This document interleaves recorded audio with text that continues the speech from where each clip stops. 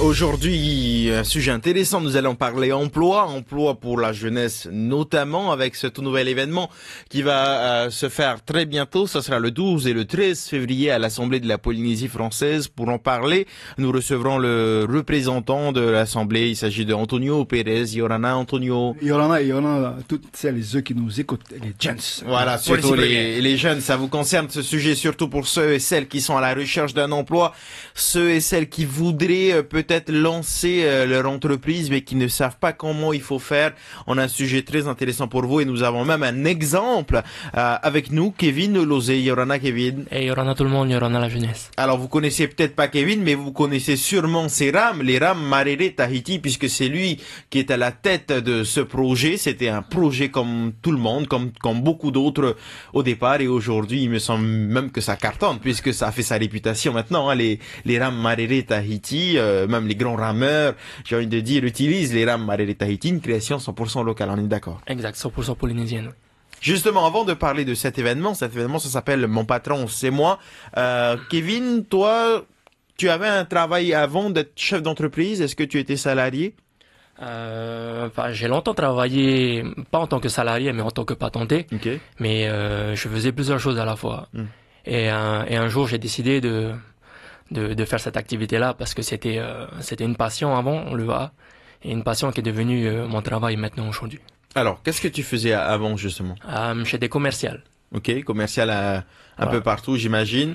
Donc, ça va, tu avais déjà ce côté commercial, puisque pour être chef d'entreprise, il faut quand même avoir ce point-là. Et tu te lances comme ça dans la création de rames. J'imagine que c'était un projet fou au départ. Il faut en vendre des rames pour pouvoir en vivre. Est-ce qu'aujourd'hui tu vis de ton projet? Est-ce que tu regrettes pas du moins d'avoir choisi, d'avoir concrétisé ton projet? C'est vrai que comme tout entrepreneuriat, le début est très difficile. Hein. Ouais. Il faut se lancer, il faut se prendre en main. Après, c'est semé d'embûches et puis. Mais comme je te disais juste avant, quand c'est une passion, c'est plus un travail. Quand tu te lèves le matin, quand tu vas, tu aimes ce que tu fais. Soi-disant travailler, t'as pas l'impression de travailler. Justement, quelles ont été les démarches que tu as dû réaliser? Comment ça s'est passé? Tu as dit que c'était pas évident pour toi de créer ton entreprise. Comment ça s'est passé? Alors, j'ai déjà la fibre commerciale. Ça a été, je vais pas dire plus facile pour moi que pour la plupart des porteurs de projets aujourd'hui.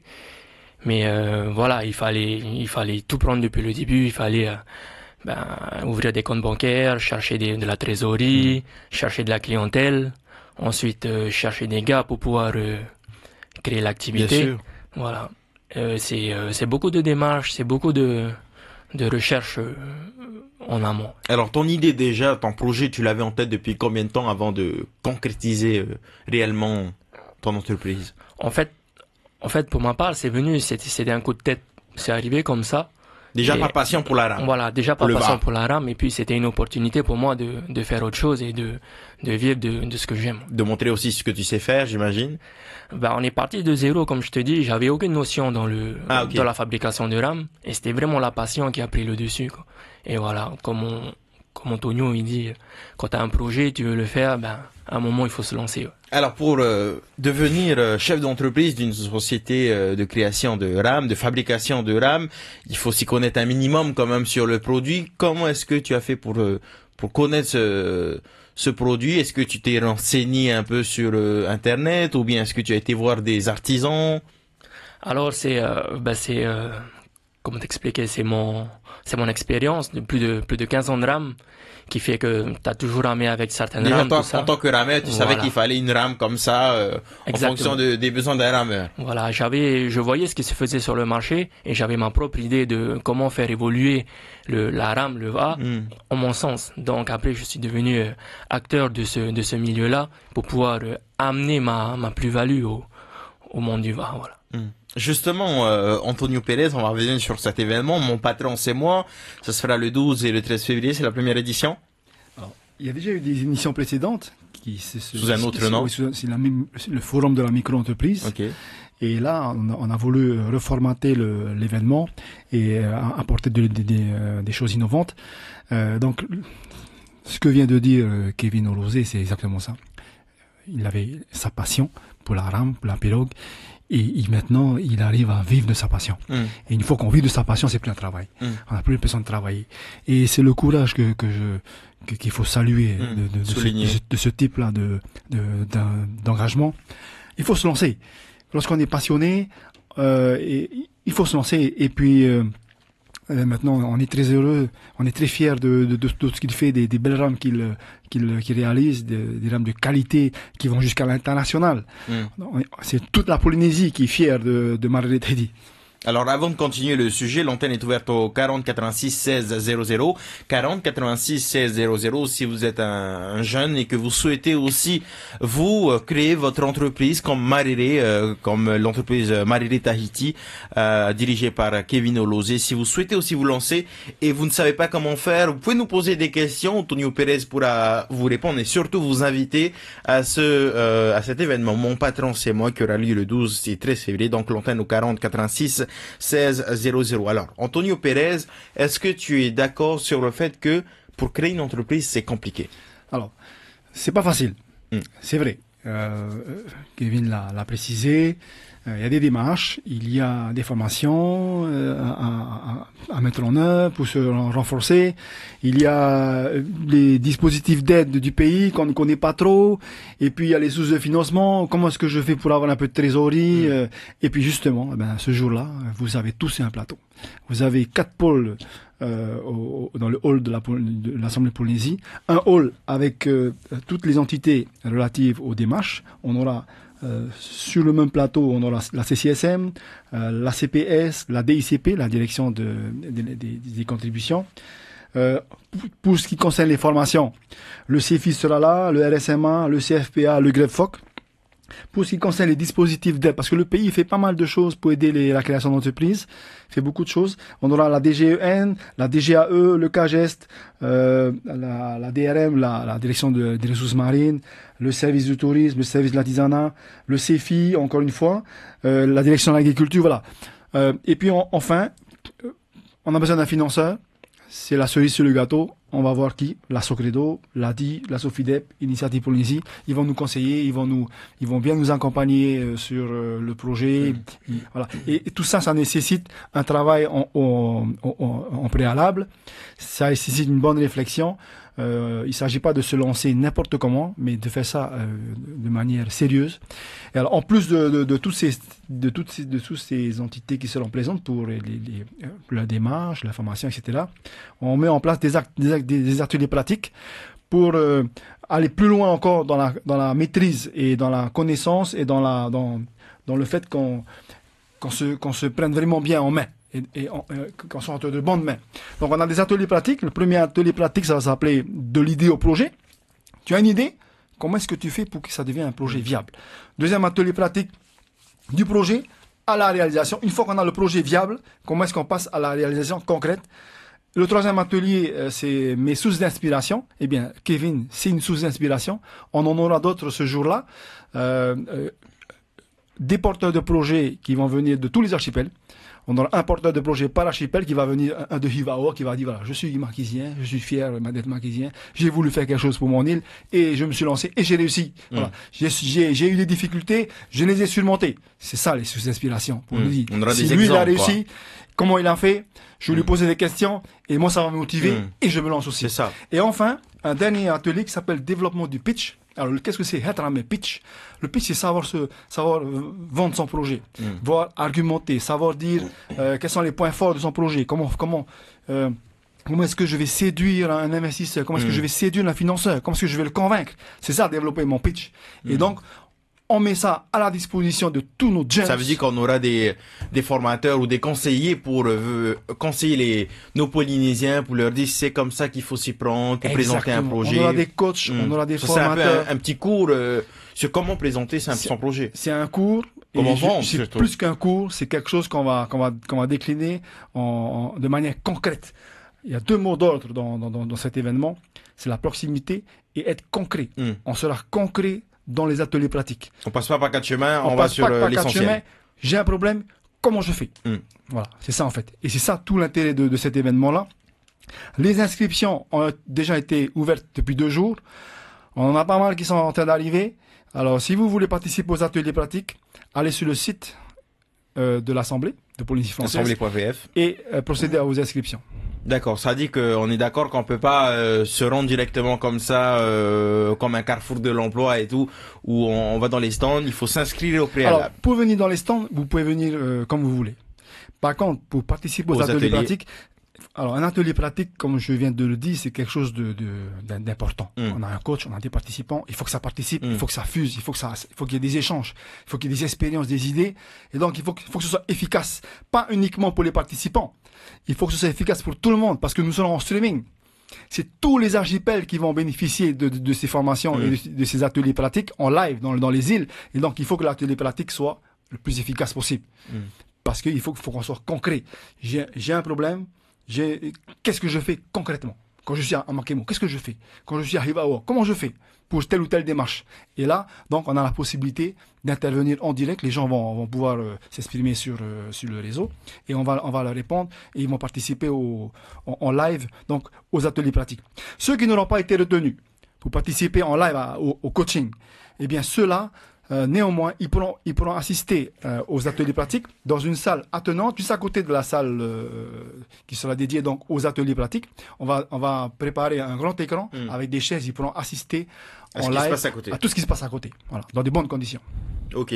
Alors, Kevin, est-ce que toi aussi, tu as eu la chance de participer à un genre d'événement comme ça, un forum, mon patron c'est moi, ou bien non, toi tu as fait comme tout le monde, les démarches, tu as couru à gauche, à droite pour te renseigner? Bah justement, non. Alors, là, c'est vraiment une opportunité. Moi, à l'époque, je savais qu'il existait des dispositifs, tout ça. Mais bon, le forum, peut-être qu'il n'a pas été médiatisé comme il fallait. Peut-être que je n'ai pas fait attention, mais je n'ai eu recours à aucune de ces aides. Mais c'est pas par faute d'avoir essayé. En tout cas, toi, tu as fait toutes les démarches comme tout le monde. Justement, c'est l'intérêt, Antonio Pérez, de cet événement. Mon patron, c'est moi. C'est que toutes ces entités, tous ces organismes sont réunis en un seul endroit. Ça évite de prendre 3-4 semaines pour courir à la DGAE pour se renseigner. Ensuite, ils te disent, il faut aller là-bas, machin. Là, tout est là. C'est exactement Ils te disent, tu vas voir machin, c'est à 2 mètres. C'est à 2 mètres. C'est exactement, ils sont là, ils sont disponibles. La CCSM a appelé ce matin, ils vont renforcer le dispositif.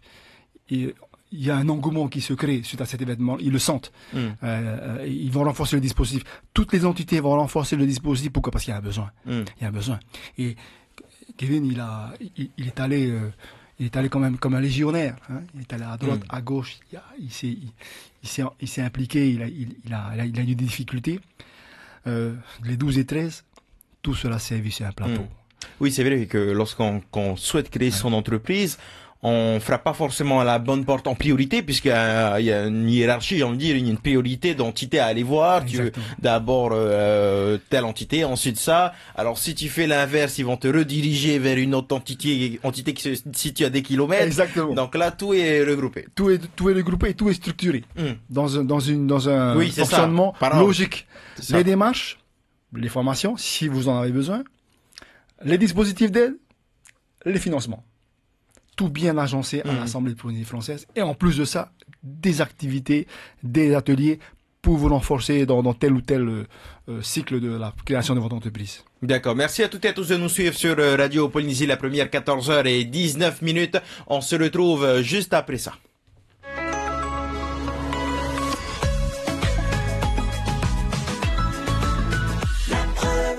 Et si vous venez de nous rejoindre, on parle de cet événement, mon patron c'est moi, qui aura lieu le 12 et le 13 février prochain à l'Assemblée de la Polynésie française, dans le hall de l'Assemblée, pour tous ceux et celles, surtout les jeunes qui souhaitent se lancer, qui souhaitent créer leur entreprise, des jeunes porteurs de projets. Et nous avons probablement des jeunes porteurs de projets également dans les CJA du côté de Tarava, où se trouve notre ami Mathéo, que l'on va essayer de rejoindre pour cette exposition des CJA qui a commencé aujourd'hui.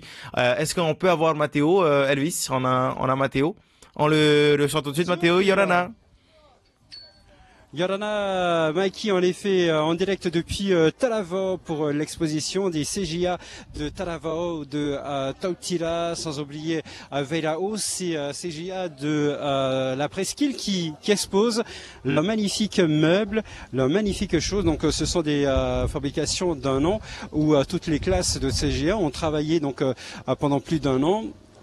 En collectif évidemment pour pouvoir donc faire ces belles choses ici même du côté de Talavao. Alors c'est un travail de plusieurs mois, de plusieurs années également pour certains. On a des fabrications de tables, de garde-manger, des lits. Donc je sais que vous aimez dormir, Mikey. Donc si vous voulez dormir mieux et bien, vous avez donc des lits qu'on vous propose donc ici du côté du CJA de Tautira. Nous allons donc aller à la rencontre d'un des professeurs en enseignant. Yorana, tu t'appelles comment déjà? Bonjour, moi je suis Spitz Marquin, le nouveau directeur du CJA de Tautira. Alors si donc le CJA de Tautira, alors tous ces meubles que nous avons devant nous, ce sont des meubles qui sont travaillés sur plusieurs mois. Comment ça se passe? Effectivement, donc ce sont des projets que l'on fait avec les élèves. Concernant par exemple le grand lit que vous voyez ici, ce projet-là peut se faire sur 1 voire 2 ans. Parce qu'il faut la préparation du bois, il faut apprendre aux élèves à mesurer, à penser. Donc il y a tout ce travail-là que l'on fait en amont avant de pouvoir présenter le produit fini. Alors donc intégrer un CJA ou bien la période d'études d'un élève dans un centre de jeunes adolescents dure combien de temps? Alors généralement un élève restant avec nous entre 3 à 4 ans. La tranche d'âge commence à partir de 12 ans jusqu'à 16 ans. Durant ce laps de temps avec ces élèves-là, nous leur apprenons 2 voies différentes. Donc on continue l'enseignement général avec eux, tout ce qui est français, mathématiques. Mais en même temps, nous leur apprenons une formation pré-professionnelle qui leur permettra ensuite de pouvoir postuler et de revenir en fait en lycée professionnel par exemple pour préparer leur CAP et tout. Le CG actuellement est une passerelle pour pouvoir amener les enfants dits en déscolarisation à pouvoir revenir en fait dans le système scolaire dit normal. Alors du coup, quand ils terminent leur cycle scolaire au sein du CJA, ça leur permet également de continuer leurs études, par exemple au lycée? Tout à fait. Au bout de 4 ans, ils peuvent préparer ce qu'on appelle le CFG ou le CFJA. Ce sont les qualifications que l'on donne au CJA, qui leur permettent également ensuite de se préparer au CAP, un CAP professionnel. Donc tous ces diplômes-là, en fait, au sein même du CJA, permettent aux élèves d'avoir suffisamment confiance en eux pour pouvoir continuer dans une filière plus professionnelle, dite professionnelle. Alors j'ai comme l'impression en fait que le CJA, ça permet justement ces élèves en échec scolaire de rebondir. On a l'impression que le CJA c'est une sorte de trampoline qui permet donc aux jeunes de rebondir, de se ressaisir et puis de pouvoir réfléchir à son avenir plus tard. Tout à fait, effectivement, là vous avez bien dit le mot, c'est un tremplin pour ces gamins qui en situation, on va dire, de déscolarisation ou voire même d'échec scolaire. Ça leur permet déjà de prendre confiance en eux, parce que le CG est un système, on va dire, communautaire, de coopération, et avec des élèves, avec un groupe de petits effectifs. Donc ça nous permet, nous, en tant qu'enseignants ainsi que les moniteurs, de pouvoir bien travailler avec ces élèves-là de manière plus personnalisée. Et d'ailleurs, nous avons ce qu'on appelle des projets de formation professionnelle, des projets de formation personnelle, qui leur permettent justement de trouver des objectifs d'évolution aussi bien personnelle que professionnelle. Alors on a vu des tables barbecue glaciaires, on a vu des tables de jardin, des canapés pliables, des lits. Alors tout ça, qui propose ces objets, ces meubles? Est-ce que ce sont les élèves eux-mêmes ou bien c'est vous qui imposez justement ces meubles? Alors en fait c'est surtout selon le feeling des moniteurs, leur capacité également. Beaucoup de moniteurs ont de riches idées et avec les élèves justement ils travaillent sur ce genre de projet-là. Parce que les élèves également sont, ils sont à la recherche de nouveautés et en fait, lors de ces exposition, on se rend compte que là, il y a 3 CGA qui se sont réunis. On se rend compte que tiens, tel CGA a eu cette idée-là. Par exemple, vous pouvez voir là-bas une chaise bascule et qui fait également office comment on appelle ça, de landau, hein, pour les bébés. Et c'est très particulier parce qu'en fait, ce genre de produit-là, on les voit pas tout le temps. Comme vous avez parlé de canapé pliant qui fait office de banc, pareil, ces genres d'idées-là proviennent surtout déjà du moniteur. Mais avec les idées des élèves, on arrive à peaufiner ce genre de travaux. Alors, je sais que moi, avec mes parents, on est souvent là en train de piocher un peu dans le journal pour savoir en fait quand est-ce que les CJA vont exposer, parce que vous exposez tellement de belles choses. Et là, on voit justement le talent de chaque élève, de chaque jeune. C'est aussi un moyen pour eux de se valoriser face aux gens qui diminuent vraiment le statut d'un élève dans un CJA.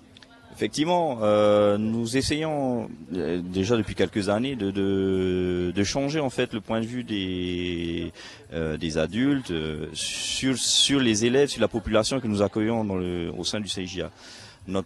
Notre objectif premier est déjà de rassurer et de mettre en confiance les élèves.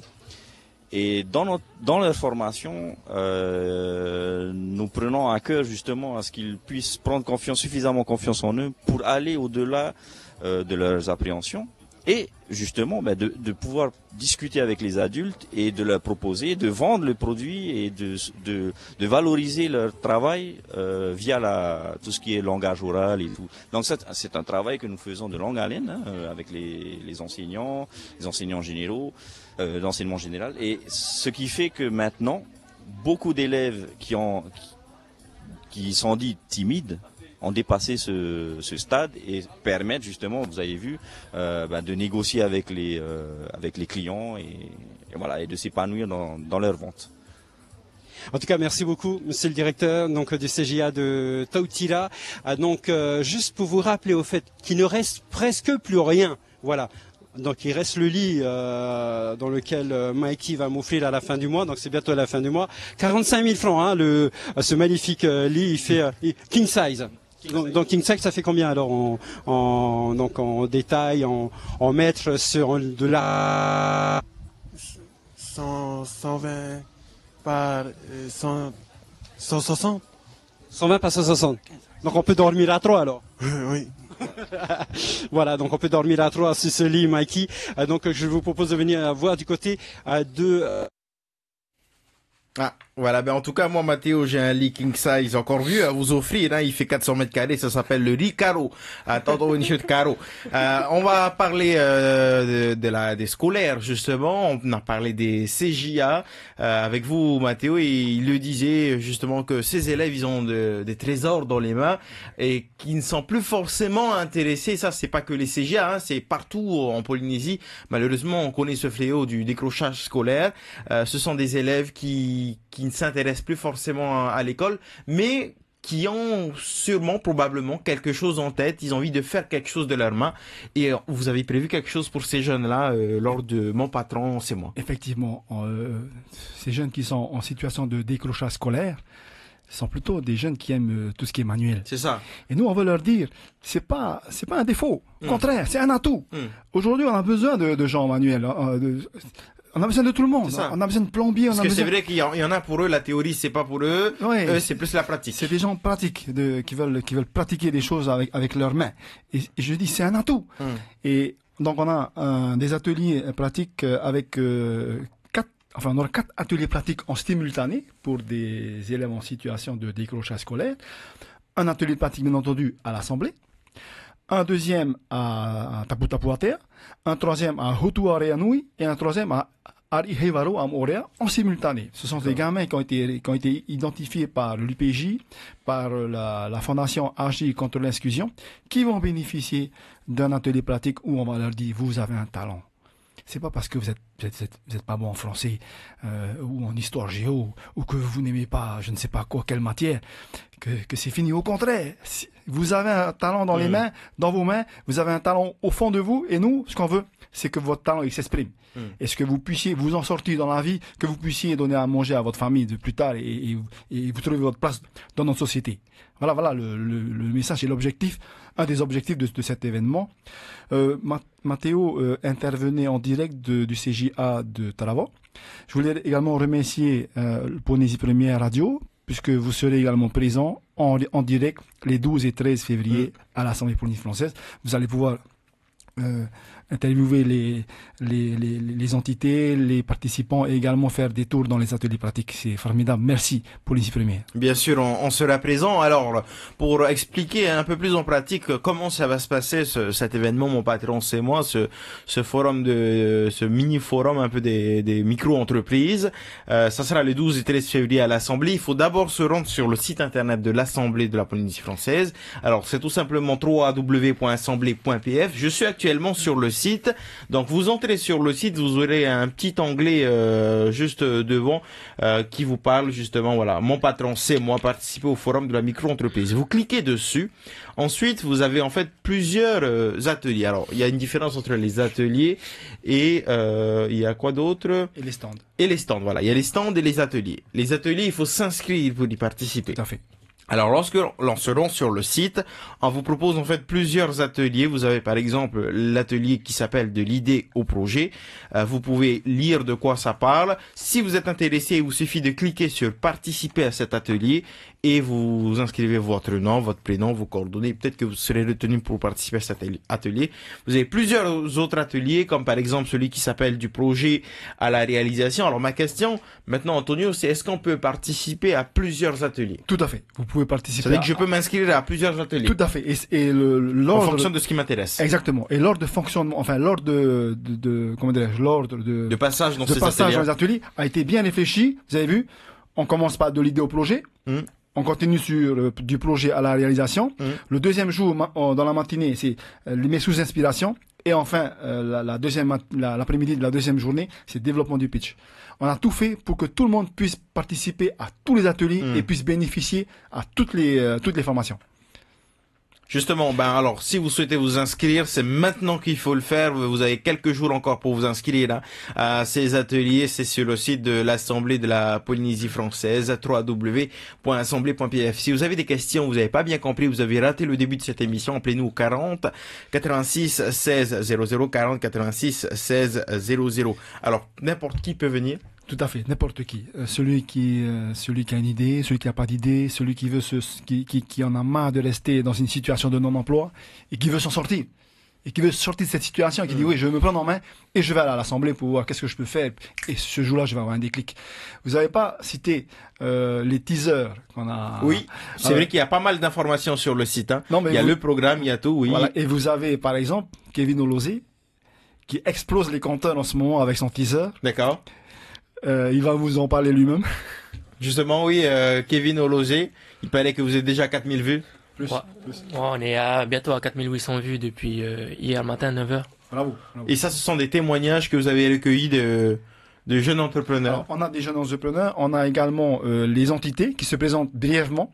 On a par exemple la DGEN qui va dire voilà, nous c'est la DGEN, voilà ce qu'on fait, Si vous voulez en savoir plus, venez nous voir les 12 et 13 février, etc., etc., etc. Mais vous avez une intervention comme celle de Kevin Olosé qui explose les compteurs.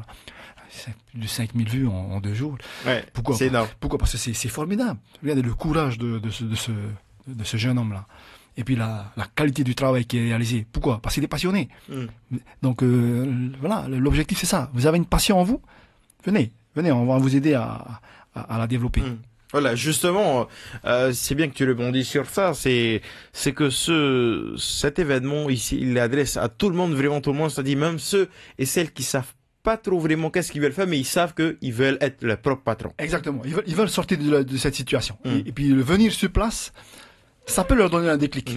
Alors, il y en a. Même ceux qui n'ont pas vraiment trop de projet en tête, ils savent pas vraiment qu'est-ce qu'ils veulent faire. Tout à fait. Ceux qui n'ont pas de projet en tête, ceux qui n'ont pas d'idée. Mais ils ont la motivation. Ils ont la motivation. Ils veulent s'en sortir. Ils veulent plus rester au chômage pour ceux et celles qui sont au chômage. Exactement. Ils veulent s'en sortir et ils se disent bon, je vais me bouger les fesses. Excusez-moi des termes. Et je viendrai à l'Assemblée les 12 et 13 février. On retient 12 et 13 février à partir de quelle heure? à partir de 8 heures. Mais alors les candidats seront invités à se présenter dès 6h45. On va enregistrer ceux qui ont été sélectionnés, sur le site. Parce qu'il y aura des fiches de suivi. Alors c'est pas juste un événement qui va se dérouler sur 2 jours. Tous les candidats qui vont participer aux ateliers auront rempli une fiche de suivi et on va les suivre. Ça dit dès que c'est fini cet événement-là, on continue à les suivre. On les suit. C'est pas que quand c'est fini, ça y est, tant pis, débrouille-toi. Voilà, débrouille-toi. Non, on les suit. D'accord. Un mois après, on les contacte. Où est-ce que tu en es dans ton projet? Ah, je suis là, je suis un peu bloqué. Viens, on t'aide. Au bout de 3 mois, où est-ce que tu en es? Ah, ça y est, j'ai passé tel cap, et puis là, je pense commencer à produire, voilà, bref. Au bout de 6 mois, on rappelle une nouvelle fois. Un suivi pour que cette opération, cet événement soit vraiment une opération concrète. Depuis le début, je le dis, tout sera fait en fonction de cet objectif. Il faut que ce soit du concret. Voilà. Donc un suivi. On va faire des statistiques. Quels sont les ateliers les entités qui ont été les plus sollicitées, quel secteur. On va faire également on va distribuer des fiches de satisfaction, toujours dans un objectif d'amélioration pour l'édition suivante. Qu'est-ce qui a marché, qu'est-ce qui a moins marché, où est-ce qu'on peut s'améliorer, toujours s'améliorer, faire entrer dans l'esprit des gens. Il faut être passionné, il faut se lancer. Il faut élargir ses connaissances et toujours penser à s'améliorer. S'améliorer tous les jours. On s'améliore jusqu'à 100 ans. Si on vit jusqu'à 100 ans. Et Kevin, il n'arrête pas de s'améliorer. C'est pour ça que CRM soit au top niveau. Il faut se remettre en question, s'améliorer, trouver qu'est-ce qui va aller mieux, qu'est-ce qui fait que cette équipe va... Voilà, c'est ça, c'est la passion. Et Kevin, il incarne complètement cette passion. Donc je dis bravo, Kevin. En tout cas, Antonio, je pense qu'on a presque tout dit, au moins l'essentiel de cet événement. De toute façon, on aura l'occasion encore d'en reparler et d'en faire la promotion, puisqu'il le faut. Il faut faire la promotion de cet événement. Mon patron, c'est moi. Ce sera le 12 et 13 février à l'Assemblée de la Polynésie française. Si vous avez un projet en tête ou pas forcément, vous pouvez vous inscrire directement sur le site de l'Assemblée de la Polynésie française pour participer le 12 et le 13 février. D'ailleurs, vous avez toutes les infos sur le site. Un petit message avec Kevin Olosé, un message d'encouragement peut-être pour tous ces jeunes qui, comme toi aussi, voudraient se lancer. Voilà, je voudrais ajouter que voilà, c'est vraiment un événement concret, comme Antonio le disait. C'est pas un événement, c'est pas une opération juste pour une opération. Alors, il faut vraiment venir, faut passer le 12 et le 13 février. Qu'on ait une idée ou qu'on n'en a pas, mais si on a vraiment l'occasion et l'envie de s'en sortir, il faut passer le 12 et le 13 février. Pour une fois qu'il y a un représentant à l'Assemblée qui met un projet en place, et comme je me répète encore, c'est pas une opération juste pour une opération, c'est avec un suivi. Tout ça, c'est vraiment pour que cette jeunesse, elle s'en sorte d'ici ou celle des îles. Voilà, il faut suivre, il faut venir, et ça coûte rien. Tout est là, tout est marché, tout est servi sur un plateau.